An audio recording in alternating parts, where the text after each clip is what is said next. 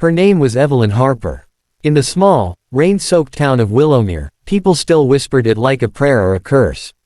She had been married for 9 years to Julian Harper, the golden son of the town's only law firm.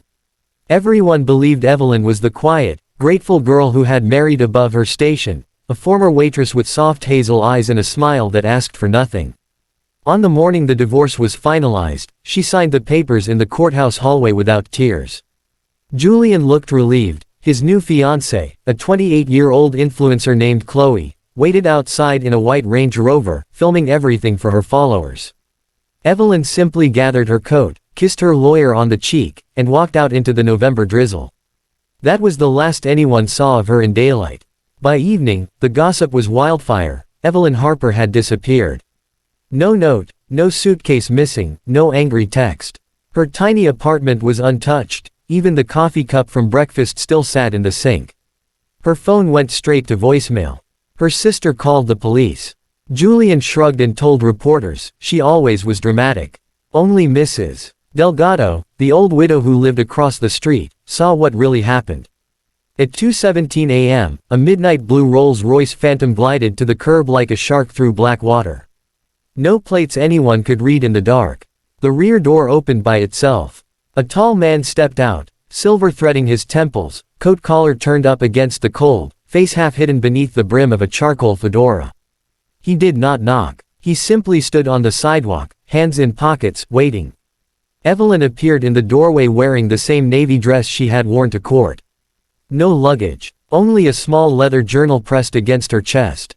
She did not look back at the life she was leaving. She walked straight to him. He took the journal gently, as though it were made of glass, then offered his hand. She placed hers inside it like it had always belonged there.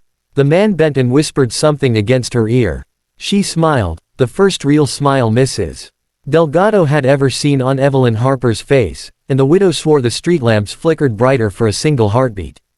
Then they were gone. The rolls melted into the night without a sound. The town tore itself apart trying to understand. Julian laughed it off at first, probably ran off with some loser she met online. But when private investigators came back empty-handed, he grew nervous. When the bank froze his trust fund for irregular activity traced to the Caymans, he stopped laughing. When Chloe's sponsorships dried up overnight because every brand suddenly feared association, she left him. Months turned into a year. And then, on a quiet spring evening, a video appeared on a private server no one could trace. It was only 60 seconds long, yet it broke the internet in ways governments wish they could. The camera opened on a terrace overlooking the Amalfi Coast at sunset. Golden light poured over lemon trees and infinity water. A woman in a simple white linen dress stood at the railing, hair longer now, loose and wild with salt air. Evelyn. Behind her, the same silver-templed man set a glass of champagne in her hand. He was devastatingly handsome in the way only men who have stopped caring about being noticed can be.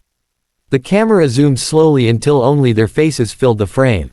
Evelyn spoke directly to the lens, voice soft, steady, lethal. His name is Alexander Voss, she said. 13 years ago, I was 21 and drowning in hospital debt after my mother died. A stranger paid every bill, left a single white rose, and disappeared. He never asked for my name. I spent every day since trying to find him to say thank you. She turned to the man beside her. His eyes, storm gray and ancient, never left her face. I married the wrong man because I thought love had to be loud and grateful and small. I thought I owed the world a performance of suffering. But love, real love, is silent.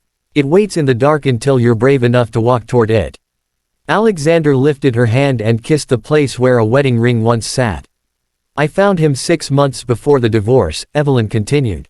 He never asked me to leave Julian. He simply said, when you're ready, I'll be outside. And for the first time in my life, I chose myself. The video ended with the two of them walking away, barefoot, toward a table lit by candles. No music, no text overlay. Just the sound of waves far below and the quiet, unmistakable click of a door closing on an entire past. The world learned later that Alexander Voss was not merely a billionaire. He was the shadow behind half the tech empires people worshipped. He had vanished from public life 15 years earlier after losing his wife and unborn daughter to a tabloid-fueled car chase. He had spent every day since moving money like a ghost, looking for one honest heart that still believed in kindness without cameras. He found it in a 21-year-old waitress who left a handwritten thank you note under a hospital rose. Evelyn Harper never came back to Willowmere. Some say they live on a sailboat that never docks in the same country twice. Others swear they bought an entire island where no journalists are allowed. But in the town that once pitied her, something changed forever. Women started leaving quietly. They stopped explaining. They stopped apologizing. And on certain sleepless nights, if you walk past the spot where the Rolls-Royce waited, you can almost hear the soft sound of a door opening, patient, unhurried, and utterly unafraid. Love, it turns out, doesn't always shout. Sometimes it simply arrives in the dark, exactly when you're brave enough to disappear into it. Thank you for watching this story till the end. Sparkles. If it touched your heart, please support us. Thumbs up, give it a like. Speech balloon, share your thoughts in the comments. Bell, subscribe to our channel and turn on notifications. Your support helps us create more stories that inspire and make you believe in miracles. Your participation means a lot to us. Heart.